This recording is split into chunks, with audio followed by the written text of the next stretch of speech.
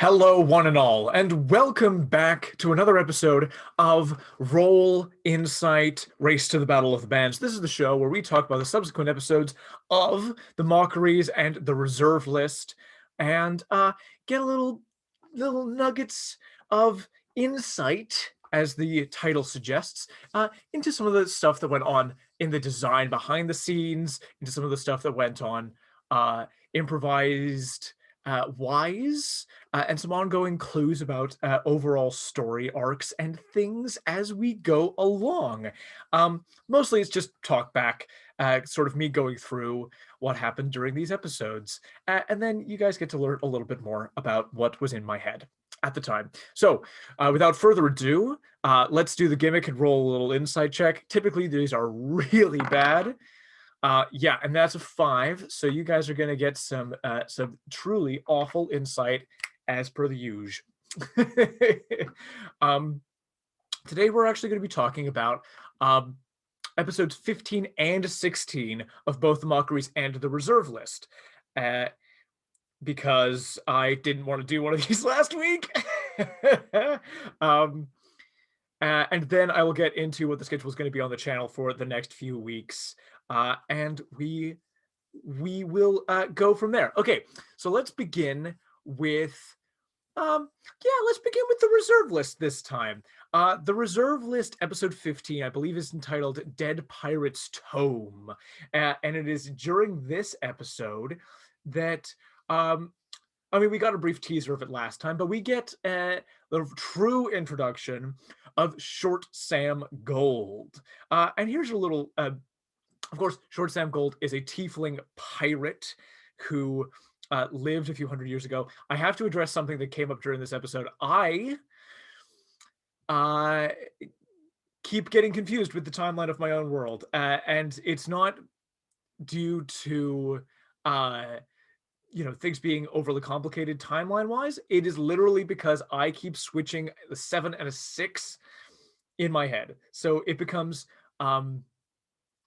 instead of frigging the year 675 or 674 rather, that this world is set in, it is instead, I keep thinking that it is set in the year 764, which is of course almost 100 years later. And so there may be some inaccuracies as to how old people are in total, but rest assured that everything does line up. So Short Sam Gold was around at the same time as Peter Lugosi was the head of that house before it became the Lugosi Cabal. So that still lines up. It's just that I got a little muddled with the whole year 675 or 765. That's my bad. But yeah, let's get the first thing, Gummy, to mention insight wise here was the inception of the name Short Sam Gold. I as you may have noticed from Madam Mad's Augury Auction and Finicky Fig's Fantastical Things shop, have a penchant for and a love for, really, alliteration. And I use it whenever I can. So Short Sam was definitely it appealed to me in that way. But the inspiration was I wanted a very classic. I wanted to be based on a very classic pirate. And everybody should at least know the film version of Treasure Island. There's a character in there called Long John Silver. And I basically took the word long and made it the word short. I took John, which is a very common name, and I made it Sam because of the alliteration. And I took silver and I made it into gold. And we ended up with Short Sam Silver. And, and he gets his little introduction. He is a ghost in a book in a restricted section of a forgotten bookshop, which nobody would ever expect him to be in, and which no one who knew him would ever go looking for him in. Um, and he is devoting himself to making Tombar into the greatest pirate who ever lives, who ever lived, uh, greatest pirate in the world, and that's what he's doing. He's just he's in the book. Um, so yeah, there will be more Short Sam Gold stuff in the future, but here's the here's the thing: is as this story has gone on, uh, my attentions have been divided. They have. And what the show, the Reserve List, and the Mockeries are has sort of shifted in my mind as well. I This is also it is worth mentioning that I forget sometimes how little experience a lot of my players have with the game, and that they don't know a lot of the sort of normal tropes of D&D, right? And they don't know sort of the usual way of interacting with D&D worlds. And so I'm presenting this world to them. It's very much sort of a mystery, and it's like, go and figure out these things here, here, and here.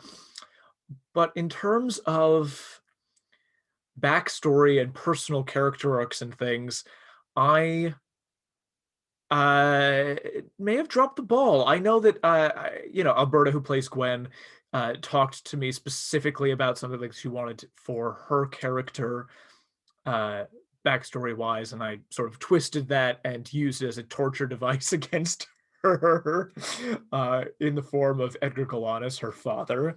Uh, but a lot of people don't know that I need their input if I'm going to make a personalized torture device for them. Um, so I got that from Miranda, and then for Julian, I was going, what would be an interesting thing to put his way? Because he he rolled insanely average stats across the board. I think all of his stats were 9 through 11, like absolutely bizarre stat rolling, bizarre. And so I came across an item in the Dungeon Master's Guide, which is a book where if you read it, it increases your dex by +2. I can't remember what the book is called off the top of my head, but it's basically that, and you can only use it once, etc. And I was like, cool. What if I made a story version of this item? So many of my magic items that I bring in or homebrew that I start with begins with sort of inspiration from something in the DMG or something, um, or something which is a prompt or a myth or something like that. And I go, cool. How can I implement this thing in a way which is both mechanically interesting uh, and story wise is interesting as well? So the inspiration for the Dead Pirates Tome, or for Short Sam Gold, was to be like, let's introduce a character. I wanted to introduce a way. First of all, mechanically, it is a way of getting Tombar's dex up, just boosting that way up, um, to make that character a viable one, and a more powerful one, because he was playing it so well and he was getting such good rolls. But I was like, let's make this a powerful character. Let's actually make it worthy uh, of the amazing flamboyance and ingenuity that he's bringing to the character, and let's make it in a way that makes sense. So if there's a book that increases your dex, let's make it a book that's a person that is literally teaching you better technique.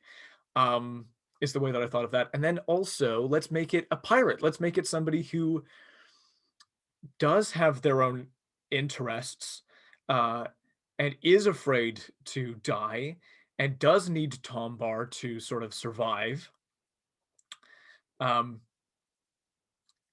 and will eventually start to test how much of Tombar is a pirate and how much is a friend.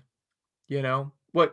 There's this whole thing with piracy, which I find to be a really interesting push-pull, which I don't see explored so directly in a lot of the media that I don't know if Black Sails does it at all. I haven't seen that show. But in One Piece, it's like you pick your crew, you got your crewmates, and you die for your crewmates, and either you're collectively good or collectively bad. And you can sort of like make alliances with people and stuff. But it's like, what about like Blackbeard in One Piece specifically? I don't know if you guys have seen One Piece, where he betrays Whitebeard, and Edgar D. Teach betrays Whitebeard and becomes Blackbeard, and that's like the ultimate betrayal, is like you were comrades and then you killed one of your own friends and abandoned ship. So like this idea that pirates are ultimately in it for themselves, but there is this idea of camaraderie, and how far does camaraderie take you, and how far does the greed take you? And so that's a question that I thought would be an interesting one to do with Tombar this game. So I thought I would introduce it as a question and see how engaged with it he became. So eventually down the line, Short Sam Gold will be like, hey, part of being the greatest pirate in the world is doing things in your own self-interests. And is this your crew? Because you're not the leader of this crew. Isabin is the leader of the crew. So questions in there. That's my insight into Short Sam Gold, and he's part of the personal character arc of Tombar is the reason for introducing that. Episode 16 sort of has this really big Battle of the Bands style thing, and what I wanted to do was I wanted to establish mechanical rule set for I wanted to establish a mechanical rule set for bands battling one another, because I know that that's something that we're going to end up doing. The whole premise of this is that these bands eventually will cross over with one another, and that's something that we definitely still intend to do as sort of a finale cap off to the show. And I wanted to design something where it worked in a way where everybody got a chance to shine, and everybody gets a chance to try things out and play and do solos, etc. And how well they do sort of individually will help to determine how well they do as a group, as a band. You can sort of demoralize your opponents. They make saving throws, etc. So there was a new form of combat that was loosely based on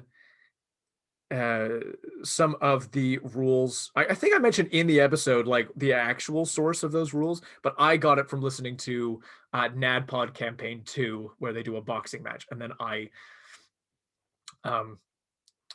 shifted it a little bit and changed it up and adapted it for a band battle instead of a boxing ring match. Although I do think it still works. It's just it works so well as a boxing ring idea. Cool beans. And that was kind of fun. I got to use this character of Tristan, who was somebody that I used for a one shot, which never ended up going on the channel. And he was quite a fun character, and maybe I'll bring him back later. I haven't decided yet. He is very annoying, so there is that to think about. Also, insight-wise, I did throw in Trejodis in here, and it always feels to me, I feel bad because it feels to me like Alberta and I are having like our own little private. We have our own private jokes or private insights into the world. And that's not inaccurate. That is true, because we did play a very long very long. We played a sizable campaign together, which never got recorded and never made it onto the channel, but it is set in this world, and it was set 224 years before the events of the Battle of the Bands. And so characters like Trejodis, who is a gnome, like I like to homebrew that turtles live a very long time. They live 500 years instead of, what is it, like 50, in the actual way is written, because I like the idea that, like, more like tortoises, turtles live to be very old. I just kind of like that. So the idea that these characters who were part of that campaign as NPCs and were part of that story have gone on and lived the rest of their lives, and some of them have ended up here in Crossshire, in this town.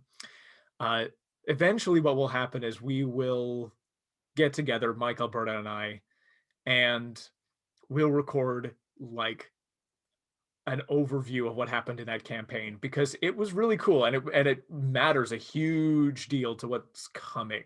Not in the reserve list in the Mockeries, but in the larger Cygalian storyline, especially like season 2 of this of the main sort of story of the channel.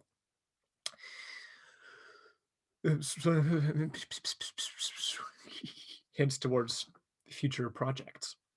But yeah, so let's move on. The reserve. Oh, no, let's not move on, because the reserve list episode 16 still has a couple more little bits. Anybody with a discerning eye, certainly Miranda figured this out,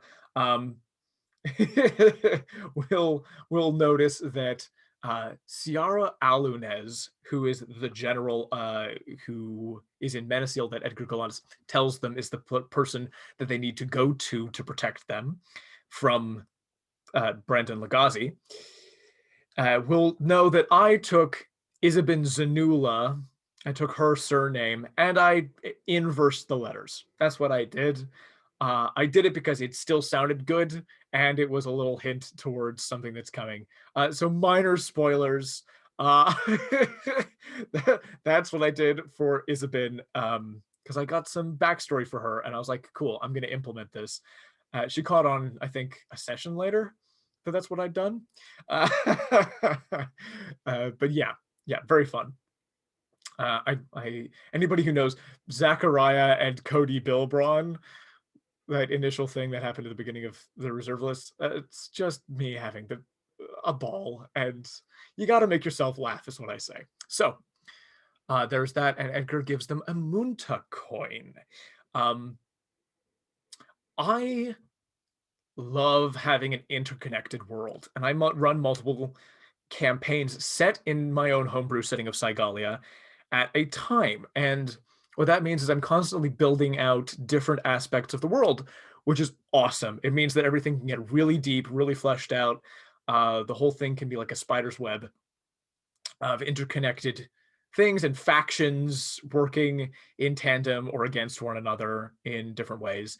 And that's really fun. And the Munta coin, or the marker, is part of that, and it feels like this really fun. It's a little world building thing in the reserve list that has larger implications and will mean more at some point elsewhere. So that's really fun. It's lovely for me that I get to do that. Is that I get to seed world building things as Easter eggs in other campaigns. So for anybody who is watching, sort of one show, it'll be just a piece of information. But anybody who watches multiple will be like, oh, that was seeded over here, and it's a bigger thing over here. I recognize that thing. And that's the idea. Because that's the thing about crossovers, which to me is so delightful, is going, hey, I recognize that thing. Which is why the MCU is so delightful to me. Why episode 4 of WandaVision, which came out recently, made me happy. Let's talk about the Mockeries. The Mockeries episode 15 is Misplaced Manager, and this is the one where the group is brought back together and have to work together again. And what I really love is Cloud, played by Lily, is a very relatable character to me. Um, she's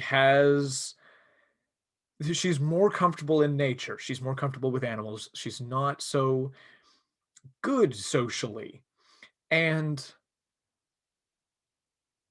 or comfortable, I should say, because of course she is creating these bonds with these people, but she doesn't realize that that's the case because everybody has their own stuff that they're going through. Each of these people has their walls up for different reasons. And Cloud decides to go and is angry, um and of course it's not Theramon's fault, but she feels it is. And Lily plays that in a way which is very true to the character, but also doesn't derail the story and the campaign, because everyone does have to work together. And it's part of my job to give enough reason to to help guide that. But it's also like, if Lily had decided, no, my character hates the party now, there's nothing I could have done to change that, but I would have had to have a conversation that went, cool, your character's going off on their own, rather than cutting a back and forth between your one character and these two. We'll make you up a new character who can be a part of the group, right? It's a cooperative game, and I'm not. It has happened to me before that people are like, "No, I'm just at odds with the rest of the party." And I think unless everybody sits down during a session 0 and says, "This is what I'm into. I want to be on my own side against everybody," and if everybody agrees to that, then I think it's fine. Honest to goodness, if you enjoy doing that in your games, more power to you. But I find it's, if you haven't had that conversation, not the way to go. And Lily didn't do that, which is delightful, that there is that anger and there is that righteous indignation, and they find a way to talk it through. They find a way to put it aside long enough to save,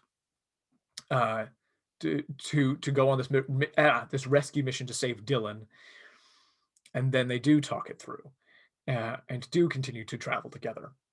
So that's good. Whew. Basically, Lily's a good player, is what I'm trying to say, and I really appreciated that.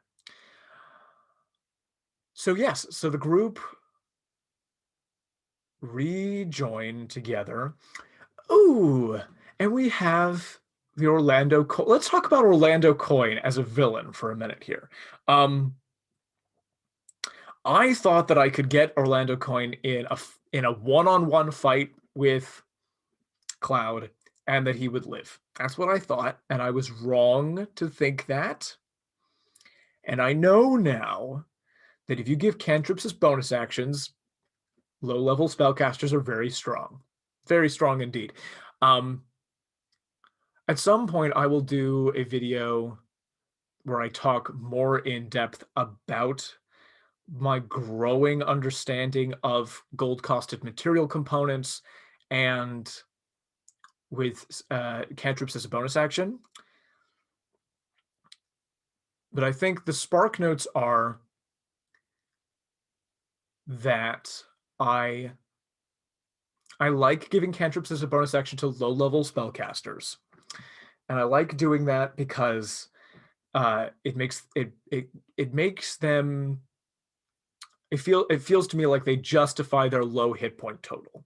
And it means that more interesting and dynamic combat encounters can happen, because while they do have fewer hit points, they can dish out far more damage. At higher levels, I don't like it as much. So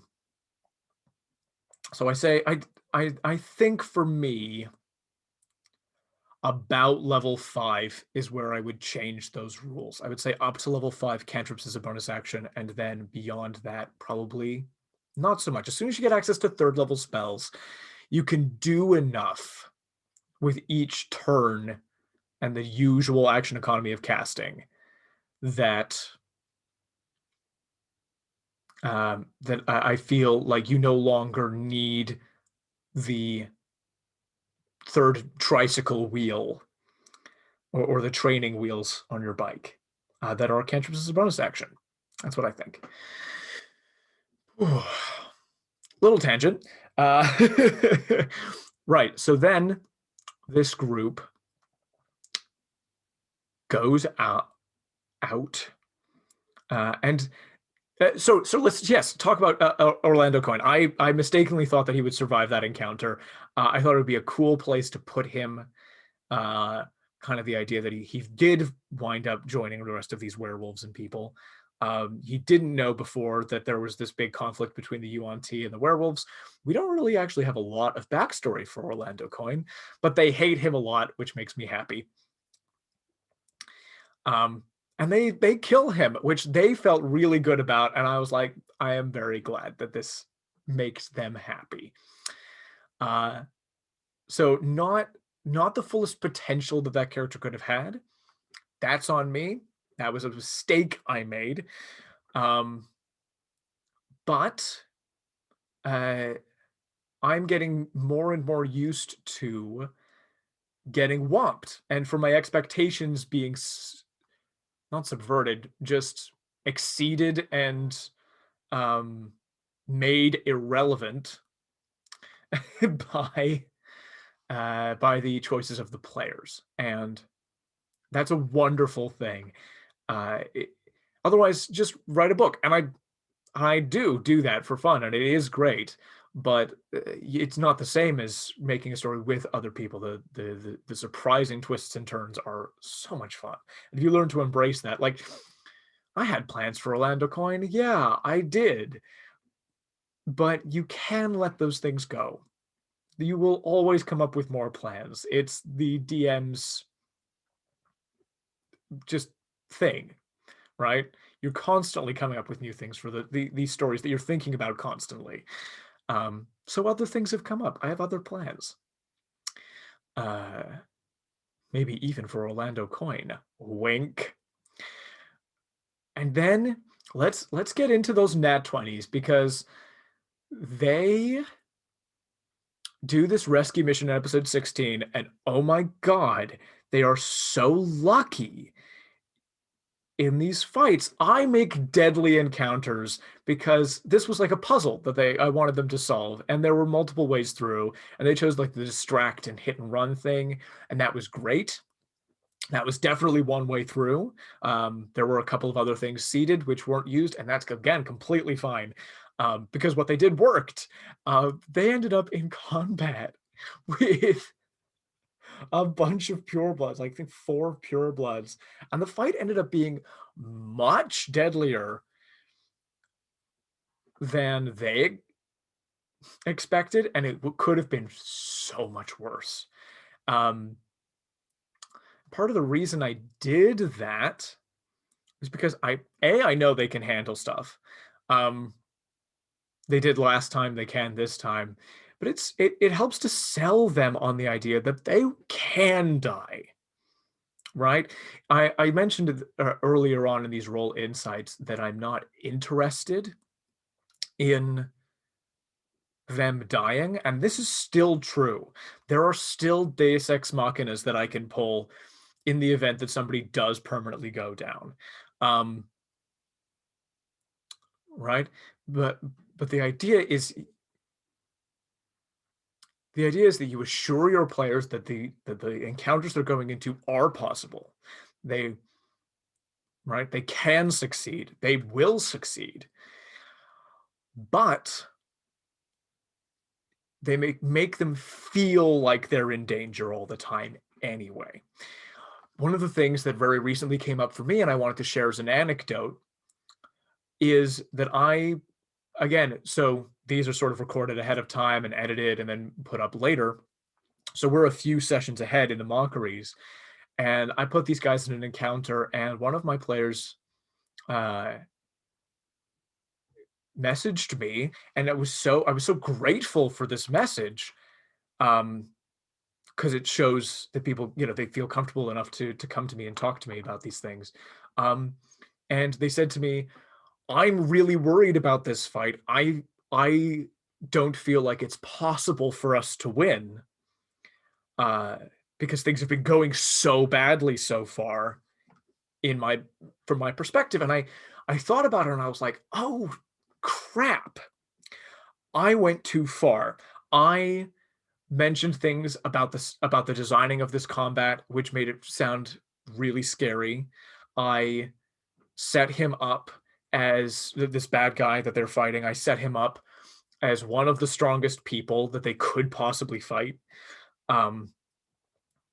I had rules in place which make them feel vulnerable anyway. And then I took one of them out of the combat and made them essentially do death saving throws. And all of that together combined into a view of combat from their perspective, which was overwhelmingly bad. And I am all about, like, I'm building this atmosphere of this terrifying being, and the stakes are really high, etc. And I'm doing all this story stuff, and I don't realize how effectively I have terrified my players. I just didn't realize. And because of course what happened was I took all of that into consideration, saw how the fight had begun, and changed the parameters of victory for the fight behind the screen, the metaphorical screen, online DM screen. Is I changed the parameters, and I said to myself, while everything that I've prepared is true, I'm not changing hit points or ACs or things like that. What I am going to do is I'm going to change some of the mechanics that go into this fight, even as we deal with them. And that's something that you get. This is the real juicy inside stuff. It's like this, something that people at home would definitely never notice. Players would only notice if I tell them afterwards. But behind the scenes, I'm constantly changing things. So I'm like on the fly, I'm going, what will make this the more interesting narrative fight? What makes this more possible for them while becoming more interesting at the same time? And so those things are in place. And I was able to message and I was able to say, I am so sorry on my part that I failed on my part because I lost that balance of reassuring the players that things are possible, that I'm never going to put them in an encounter which is impossible. And the terrifying factor of everything. I want things to be a challenge. I want them to feel like they're in danger of dying, right? They might even go down and start making death saves. This can and will happen again. But that they can and will pull through. I believe that they can pull through. They are so ingenious that they can take what I'm throwing. And that it is never my intention to put them in an encounter where I will just TPK them. Because that's not fun story-wise, right? That's not the point of the Mockeries as a story. So this fight ended up being this fight in the woods, going back to episode 16, ended up being very scary, and there was a potential for some very high level CR, high challenge rating creatures to enter the fight. And they just rolled really well, and they just kind of headbutted the difficulty with pure luck, and I loved it, and I rewarded it narratively. Yeah, so absolutely brilliant. I love how lucky the Mockeries are. It's so cool, and it becomes like a really important story beat later on, so keep watching. But yeah, they get Dylan back and are reunited, and start to test out some of those magic items that they got from Orlando Coin ages and ages ago, which is fun. So yeah, that's my little roll insight. I'm going to get off my soapbox now and talk just very briefly about the schedule on the channel for the next couple of weeks. what we have is we were very lucky. We've got a couple of one shots that we're going to put up. We're going to go to doing one video a week for the next 2 weeks. And forgive me. Yes, on Thursdays we're going to upload. Next week is going to be a one shot called the Flags March Detective Agency, which is a one shot run by Lily, who seems to be the star of this Roll Insight. Lily, huge shout out, mwah, wonderful role player. And the rest of us I got to be a player, which was so much fun. The rest of us got to be in her world and run and go through a story that she ran. And she's a wonderful DM. So please check that out. It's really, really good. It's really, really good. And then the week after, there's a one shot which I ran with Antonio and a bunch of people who are new to me but are friends of his. Which is called Storming the Stormbreaker, which is a semi-canonical, mostly played for fun one-shot, which is set in Psygalia in the year 500, so 174 years before all of this stuff. And it was just a blast and really dynamic and fun. So I'm really looking forward to showing you guys that. Afterwards, what we're going to do is there's going to be a slight shift in the length of episodes going forward. Basically, we had been doing for a long time, we've been doing short sessions anyway when recording the reserve list and the Mockeries. And so it just became, it's become just a little bit, it's been a particular style that we've split up our session recordings into 2 episodes apiece, and had very short episodes going up every week. What we're going to do is we're going to have longer episodes go up. We're not going to be able to keep them going at 2 a week forever. We're going to try it. I'm going to try it. I'm going to make it, I'm not going to commit to that now. We're going to decide. I'm going to decide whether they go up 1 a week and alternate from now on the channel, or whether we go blam, blam, blam 2 a week for a few weeks and then take a break and start doing it alternate weeks. I don't know. I don't know how long it'll take for us to catch up to what we've recorded. And also that might be a lot of work for me. And I actually have some real work coming up, which is awesome. Gonna record an audiobook. So I feel very happy about that. So I might make things easy on myself and just do 1 video a week for a while. And do a Roll Insight every 2 weeks or something like that. So yeah, that's what we've got going forward. Thank you all so much for watching this Roll Insight. Actually, a juicier episode than this silly 5 would make you believe. That's what I'll call this. We'll call this the Juicy Sode. Or the That's such a dumb name that I have to do it, I think. Brilliant. Thank you all so much for watching again. Take care. Bye.